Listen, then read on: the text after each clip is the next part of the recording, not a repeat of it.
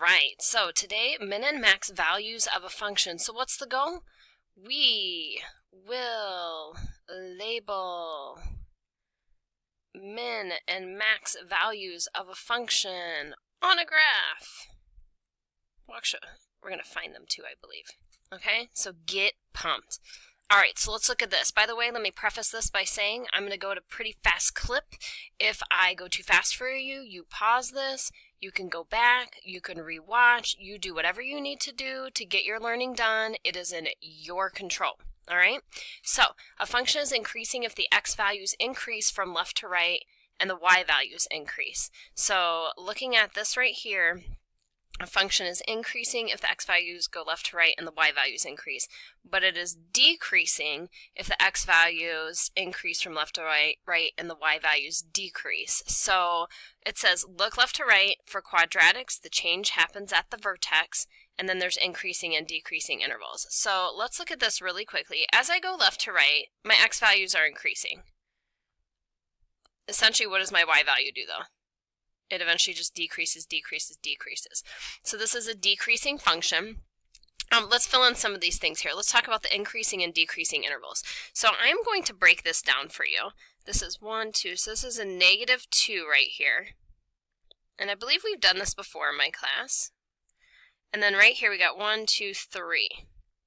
Okay, so we're going to break it up right here, because if you look, and I'm going to use some highlights to make it easier on you, all right, there's going to be this, and then we know back here we have -infinity, and over here we have +infinity. Okay, so if we look on this graph and we go left to right, this is going down, down, down, down, down, decreasing. This is going up, up, up, up, up from left to right, increasing. And this is going down, down, down, down, down left to right, so decreasing. So when we write our increasing and decreasing interval, we're going to use the numbers that are right here. Let me highlight them for you. We're literally using these numbers right here when we talk about it.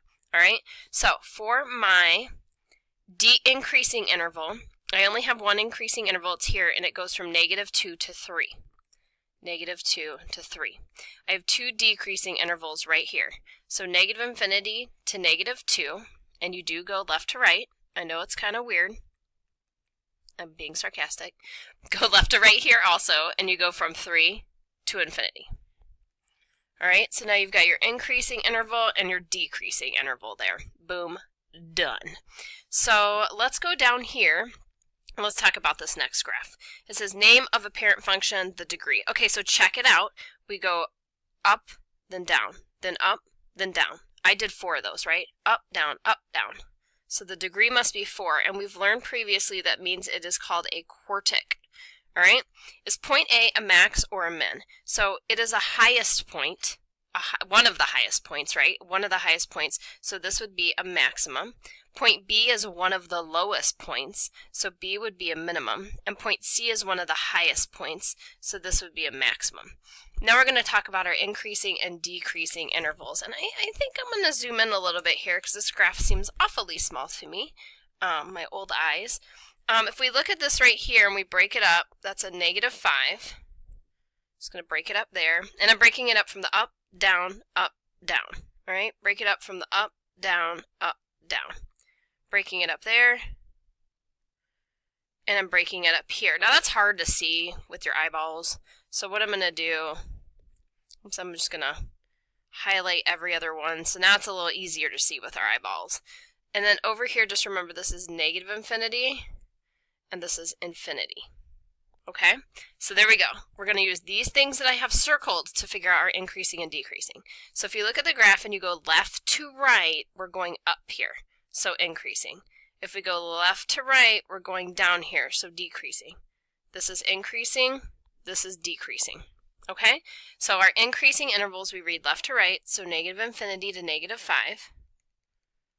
Joined with, we have another increasing interval here, 1 to 4. Like that.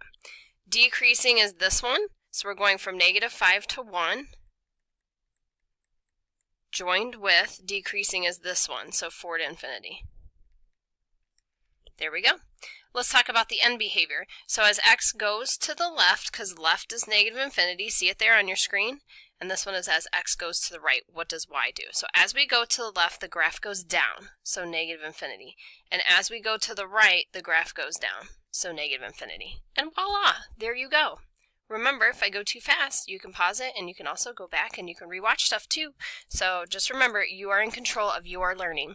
So let's look at this one here. So we go up, we go down, we go up. That was 3 times. 3 times means we're going to have a cubic. And then let's look at the number of real roots. It has to do with the x-intercepts. Now, it's kind of hard to see on the screen, but there's definitely an x-intercept right here, and there's definitely an x-intercept right there. And let's talk about this one. This one is a bounce. Notice it does not go through the x-intercept. It hits it, it bounces off. It kisses it, gives it a little smooch, and it leaves. Okay, so this right here is a bounce. A bounce counts as 2. So make a note to yourself that a bounce counts as 2 reals. Okay, it counts as 2 reals. So we technically have 2 here and we have 1 here. So we have 3 real roots, and remember, it's got to add up to the degree right there, so there must be 0 imaginary. Let's write down the x-intercepts as points. So this one here looks like it's at about -4.5, comma 0. And then this one here is at -1, comma 0. Just remember, a bounce counts twice. Do you have to write it twice? No, but it counts as twice, all right? So this one counts as 2. The maximum point. So looking at the graph, the highest point on this graph is -3, comma 2. And the lowest point on this graph, on this hump, would be -1, comma 0. Increasing and decreasing intervals. So here we go. I'm going to take the graph, I'm going to split it up by its up-down. So we go up, and then we go down. And then we go back up. Now I know this is hard to see, so what I'm going to do is I'm going to go ahead and highlight one of these so it's easier on your eyes, and then go left to right. So this went up, left to right, so this is increase. This went down, left to right, so that's decrease, and then this one up, left to right, so it's increase. So looking at this, remember we're using the things that I have circled here, all right? Remember, we're using these right here, these numbers right here when you do this. So, oops. There we go. All right, so when we write down this increasing interval, we go from -infinity to -3.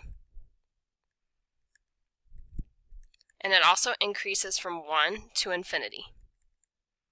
And then for decreasing, we're decreasing here from -3 to -1. And then they ask us for end behavior. So as x goes to -infinity, that would be on the left in the graph, and as x goes to +infinity, which is the right. So on the left side, the graph goes down, and on the right side, the graph goes up. So this side goes down, this side goes up. So -infinity, +infinity. All right, let's keep going. We can go backwards. I know that's what you're excited to do. So we're going to go ahead and go backwards here. Oop, I kind of zoomed out a little too much on that. Let's fix that up. There we go. So example number 2. Use the graph to write the equation of the polynomial in factored form. Okay, so let's see. Let's go back. Let's write down the roots. So the roots, remember, are also your x-intercepts. So there's one there, one there, one there, and one there. Okay, so we're going to write those down. So our roots are -3, comma 0, -2, comma 0, 1, comma 0, and 2, comma 0. Now, if we think about that our roots are these answers, remember, it's the same thing as having a solution, right? So a root is the same as a solution. So we're saying x equals -3. We're saying x equals -2. We're saying x equals 1, x equals 2. If we want to pull this back over, we can add 3 here. We can add 2 here. We could subtract 1 here. And we could subtract 2 here, and we have this. And then think about when we learned, when we did factoring, and then we set each set equal to 0 and solved. Think about when we did that. We had these parentheses like this. Imagine you factored this. You would take each of these pieces, you would set each piece equal to 0 and solved. So we're going backwards as to when we used to solve. What do I mean by this? Let me tell you real quick. You do not have to write this down. Remember when we'd have like x plus 2 times x plus 3 equals 0. And then we said, okay, well, x plus 2 equals 0, and x plus 3 equals 0. And then we would solve and say, okay, x is -2, x is -3.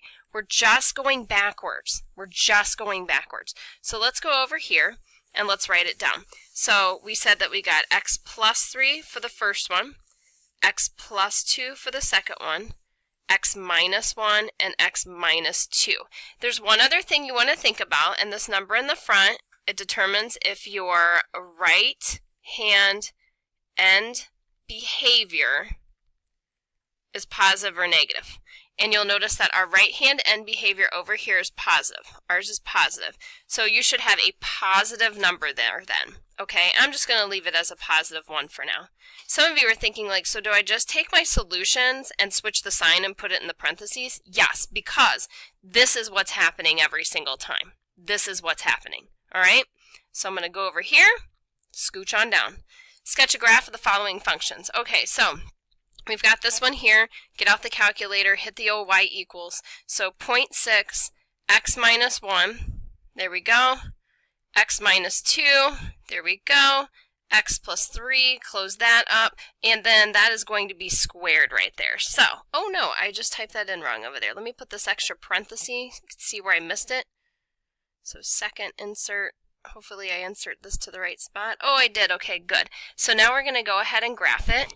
Check it out. And there it is. Now, when we graph this, they're going to be asking us some specific stuff here, especially those zeros, right? So it says sketch the graph. Remember, a 2 causes a bounce. That's what it says on your paper there. And it didn't ask you to write the equation, but I'm going to go ahead and we've got the equation. I guess we're just doing the graph here. Do we even need y equals? Do we even need to put it in here? No, because look, this is your 0. So, 1. This is going to be a solution. X minus 2 equals 0. Solve that. 2 is a solution. There's 2 of these. So x plus 3 quantity squared equals 0. I know the square is there. You end up getting this, but it's a bounce because it happens twice. All right? It's a bounce because it happens twice. So you don't even need y equals. I don't even need the graphing calculator. And don't forget this. Remember, 2 causes a bounce. So that's what happens with the x plus 3 quantity squared. So let's check it out. Let's plot some points here. Let's see. We got 1, 2, 3. We got -3 that's a 0. And we got 1 that's a 0 and 2 that's a 0. The next thing we need to look at is we need to look at this guy right here. This is positive. So the right hand end goes up. Okay? What does this mean? This is what I do. I look and see that's positive, and I literally start my graph by doing this because the end of the graph is going to go up. So I literally start my graph by doing that. Then I start to play connect the zeros, aka connect the dots. I go down here to 2, and I ask myself, is it a bounce at 2? No, it is not. So I go through the 2. Then I've got to head to my 1. Is there a bounce at 1? No, there is not. So you go through the 1. Then I ask myself, as I head over to -3, is there a bounce at -3? And there is. So when I head over there, I need to bounce off and come back up just like this. Okay? What is this, by the way? It's a quartic, right? It has 4 switches. You also can know it's a quartic because, and we haven't really talked about this, 1, 1, and a 2. So there's 4 here, which means it's a quartic. All right? If I went too fast, remember, you are in control. You head on back and you rewatch. Until next time, bye.